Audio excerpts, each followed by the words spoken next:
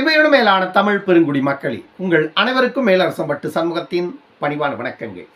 அன்பு உறவுகளே, நம்முடைய சேனலை நீங்கள் காண்பது இதுவே முதல் முறையாக இருந்தால் நம்முடைய காணொளிகள் தொடர்ந்து நீங்கள் காண வேண்டுமென்றால் உடனே சப்ஸ்கிரைப் செய்து கொள்ளுங்கள். தொடர்ந்து நம்முடைய காணொளி பற்றின உங்களுடைய மேலான கருத்துக்களை கருத்துரை பகுதியிலே தவறாமல் பதிவு செய்யுங்கள். அன்பு உறவுகளே, வாருங்கள் இப்பொழுது காணொளிக்குள்ளே செல்லுவோம். பாராளுமன்ற தேர்தல் 5 கட்டங்கள் ஏற்கனவே முடிந்துவிட்டது. இப்பொழுது 6, 7 2 கட்ட தேர்தல்கள் மட்டுமே மீதமுள்ள நிலையில இந்தியா முழுமைக்கும் வாக்கு பதிவுக்கு பிந்தைய தேர்தல் கணிப்புகள் வெளிவர தொடங்கிவிட்டது. ரங்கராஜ் பாண்டே அவர்கள் சமீபத்தில் ஒரு நேர்காணல் பேட்டியில தமிழகத்தில் இதுவரையில் இல்லாத ஒரு அதிசயம் நடக்க போகுது அப்படின்னு ரங்கராஜ் பாண்டே சொல்றாரு. ஆனால் அந்த காணொலிக்கு கீழே நான் போய் பார்த்ததில் அந்த காணொலி கீழே கமெண்ட்ஸில் என்ன எழுதியிருக்காங்கன்னா, அந்த வார்த்தைகள் எல்லாம் நம்மளால் கேட்க முடியல. வந்துட்டு ஒரு பீகாரிங்கிறத குறித்து வந்துட்டு எல்லாரும் எழுதுறாங்க. உண்மையை பேசுவதற்கு ஒரு பத்திரிகையாளனா உண்மையை பேசுவதற்கு யாரும் எந்த இடத்துலையும் தயங்கக்கூடாது. அதை வந்துட்டு ரங்கராஜ் பாண்டே சரியாக செய்கிறார் என்பதுதான் நம்முடைய கருத்து. ஏன்னா ரங்கராஜ் பாண்டே வந்துட்டு பிஜேபியை ஆதரிக்கிறாருங்கிற ஒரே காரணத்தினால ரங்கராஜ் பாண்டே அவருடைய நேர்மையை நாம் சந்தேகப்படக்கூடாது இல்லையா? தந்தியில் வந்துட்டு வேலை செய்து கொண்டு இருந்த வரைக்கும் ரங்கராஜ் பாண்டே நேர்மையாக இருந்தார். தந்தியை விட்டு வெளியே போன உடனே ரங்கராஜ் பாண்டே அவருடைய நேர்மை வந்துட்டு கேள்விக்குறியாயிடுச்சு அப்படின்னு பேசுறதெல்லாம் வந்து ஏற்புடையதல்ல. ரங்கராஜ் பாண்டேவை பொறுத்த வரைக்கும் அன்றைக்கிருந்து இன்றைக்கு வரைக்கும் அவருடைய நிலைப்பாட்டில் சரியா இருக்கிறாரு.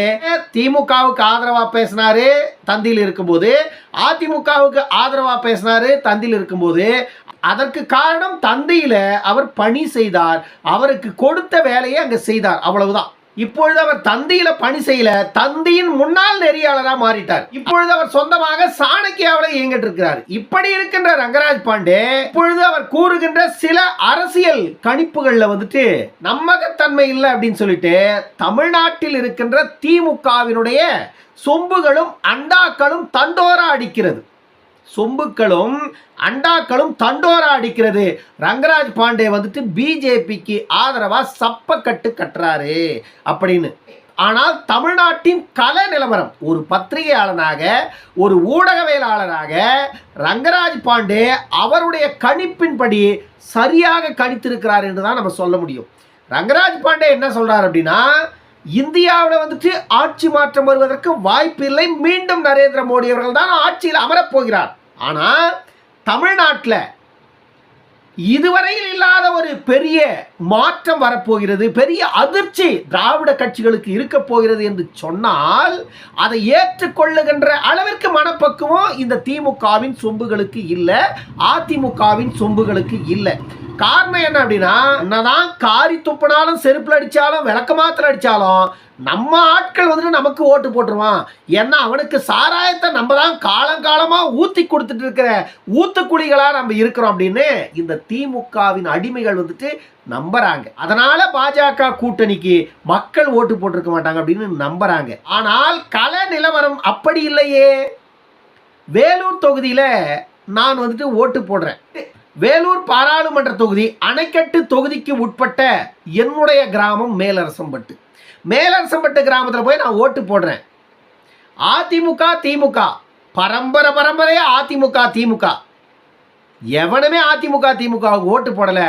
பரம்பரையா அதிமுக திமுகவுக்கு ஓட்டு போட்டவன் இந்த முறை எல்லாருமே பிஜேபிக்கு ஓட்டு போட்டிருக்கான். ஏனென்றால் அந்த இடத்துல வாக்களித்து விட்டு வெளியே வந்த பிறகு அந்த கள்ள நிலவரம் எனக்கு அங்கேயே தெரிஞ்சது. ஏசி சண்முகம் அவர்கள் வேலூர் பாராளுமன்ற தொகுதியின் பிஜேபி வேட்பாளராக களமிறங்கி இருக்கிறார். தாமரை சின்னம் தான் அங்கே போட்டியிடுது வேலூர் தொகுதியில்.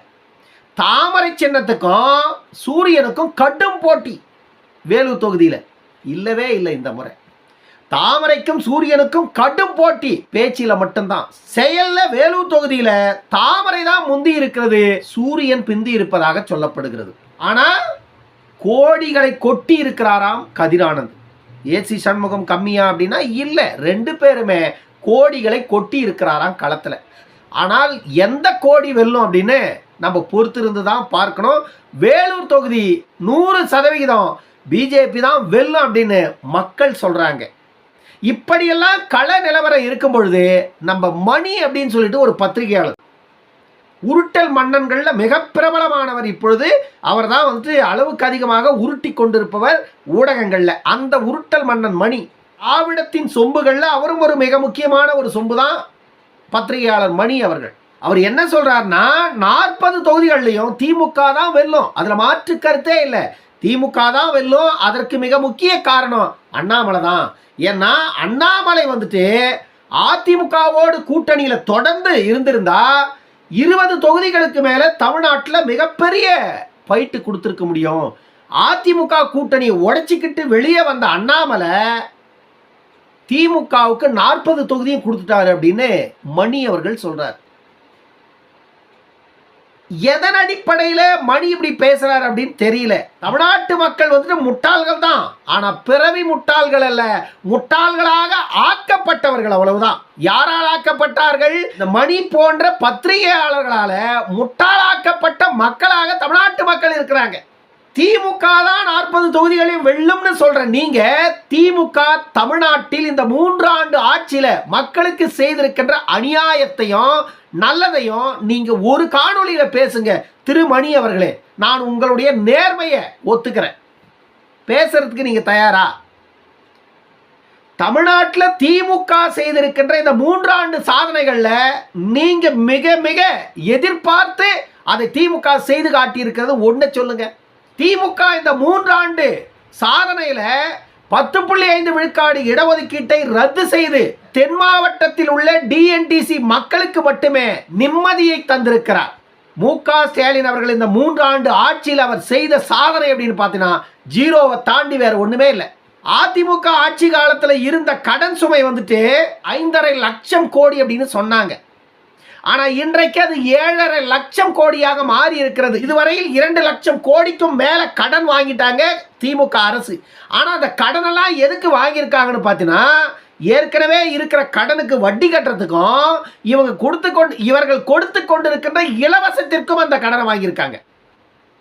இப்படிப்பட்ட ஒரு அரசு, இப்படிப்பட்ட ஒரு இயக்கம், அந்த இயக்கம் மீண்டும் 40 தொகுதிகளில் தமிழ்நாட்டில் வெற்றி பெறும்னு சொல்றதுக்கு முதல்ல நீங்க ஒரு பத்திரிகையாளரா உங்கள் மனசாட்சிக்கு சரிதான் அப்படின்னு தோணுதா அப்படின்னு நீங்க சொல்லுங்க திரு மணி அவர்களே.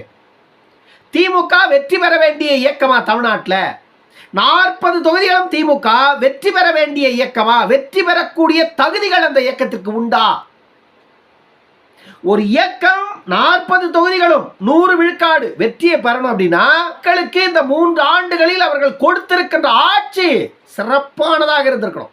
சிறப்பான ஆட்சியா தமிழ்நாட்டில் பார்க்கிறோம். எத்தனை கொலை, கொள்ளை, கற்பழிப்பு, சட்டம் ஒழுங்கு சந்தி சிரிக்கிறது. அதை காப்பாற்றுவதற்கு கூட துப்பற்ற நாதியற்ற தமிழ்நாட்டினுடைய ஆட்சி அதிகாரம் எங்கிட்ட இருக்கு. இப்படிப்பட்ட ஒரு ஆட்சியை, குடிகாரர்களை நம்பி நடக்கின்ற இந்த ஆட்சியை, எந்த ஒரு தொலைநோக்கு திட்டங்களும் இல்லாத இந்த ஆட்சியை, இதுவரையில் இந்த 3 ஆண்டுகள்ல எந்த ஒரு எதிர்கால திட்டத்தையும் இவர்கள் இன்னமும் கொண்டு வரல. இப்படிப்பட்ட ஒரு இயக்கம் அதிகாரத்தில் இருக்கிறது. அந்த இயக்கம் தான் மீண்டும் 40 வெல்லும் என்று நாக்கூசாமல் சொல்லுகின்ற மணி அவர்கள் தமிழ்நாட்டில் மிக சிறந்த பத்திரிகையாளர்களில் முக்கியமானவர். அவருக்கு நம்ம புகழ் மாலை சூட்டுவோம். ஏனென்றால் பத்திரிகையாளர் திரு மணி அவர்களுடைய நிறைய பேட்டிகளை நான் தொடர்ந்து பார்த்துட்டு வரேன். அவர் வந்துட்டு என்னை விட ஒரு சிறந்த பத்திரிகையாளர் எவனுமே இல்லை அப்படின்னு அவருக்குள்ள ஒரு தற்கர்வம் இருக்கு. ரவீந்திரன் துரைசாமி போல என்ன மாதிரி பளிச்சுன்னு இருக்கிற உண்மையை வெளியே கொண்டு வரதெல்லாம் எனக்கு நிகர் நான் தான் அப்படின்னு ரவீந்திரன் துரைசாமி எப்படி பேசுவாரோ அதை விட ஒருபடி மேலே போயிட்டு நான் சொல்றதான் நடக்கும் தமிழ்நாட்டில், எனக்கு தெரியாம நான் சொல்றதான் நடக்கும் தமிழ்நாட்டில். காரணம் என்ன அப்படின்னா, மற்றவர்களெல்லாம் பேசுறது பொய், நான் சொல்றது மட்டும்தான் உண்மை அப்படின்னு அடித்து கூறுகின்ற பத்திரிகையாளர்கள்ல மிக உண்மையானவர் அப்படின்னா நம்ம பத்திரிகையாளர் திரு மணி அவர்கள் தான். பிஜேபி 10 இடங்கள்ல வெற்றி பெறும் அப்படின்னு சொன்னா ரங்கராஜ் பாண்டே என்ன சொல்றாருன்னா, தமிழ்நாட்டில் வருகின்ற பாராளுமன்ற தேர்தலில் மிகப்பெரிய ஒரு அதிர்ச்சி திராவிட கட்சிகளுக்கு இருக்கிறது. காரணம் என்ன அப்படின்னா, இவர்கள் எல்லாம் எதிர்பார்த்ததை விட மிகப்பெரிய வெற்றியை வந்துட்டு பாஜக கூட்டணி தமிழ்நாட்டில் பெறப்போகிறது. ஆனால் அந்த வெற்றி திமுக அதிமுகவிற்கு மிகப்பெரிய பேரிடியாக இருக்கும் அப்படின்னு ரங்கராஜ் பாண்டே சொல்றார். அது நடக்கும் களத்தில் அதை சொல்றாரு. திமுக கூட்டணி ஆளும் கட்சியாக இருப்பதால வெற்றி வாய்ப்புகள் இருக்கிறது. ஆனால் அது 100 விழுக்காடு வெற்றி வாய்ப்பு திமுகவுக்கு இல்லை. அதிமுக தமிழ்நாட்டில் 3வது இடத்திற்கு செல்லுவது 100 விழுக்காடு உறுதி. 99 விழுக்காடெல்லாம் இல்லை, 100 விழுக்காடு அதிமுக 3வது இடத்திற்கு செல்லுவது உறுதி.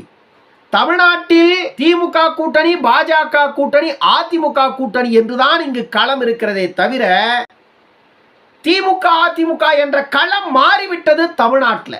இதை பகிரங்கமாக சொல்லுவதற்கு எந்த திராவிட சொம்புகளுக்கும் திராணி இல்லை.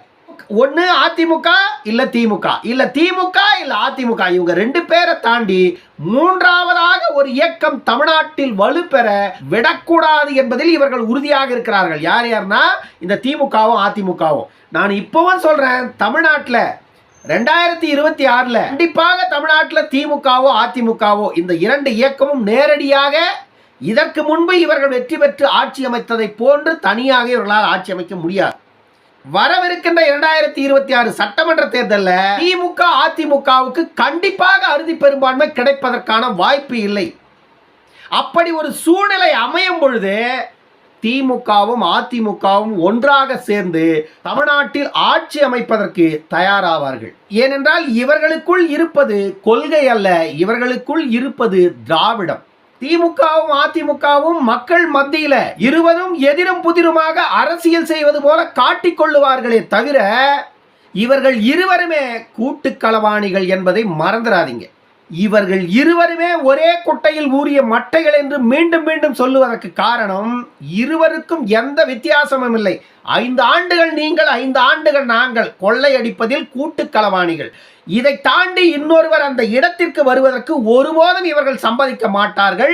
இதை மாற்றுவதற்கான வேலையை பிஜேபி பாமக கூட்டணி 2026 முன்னெடுத்து மிகப்பெரிய வெற்றியை பெற்றால் தமிழ்நாட்டின் தலையெழுத்தை மாற்ற முடியும். இல்லை என்றால் இன்றைக்கு இருக்கின்ற நிலையிலிருந்து மாற்றம் என்பது கேள்விக்குறிதான். ஆனால் இதில் பாதிக்கப்படுவது என்பது மக்கள்தான்.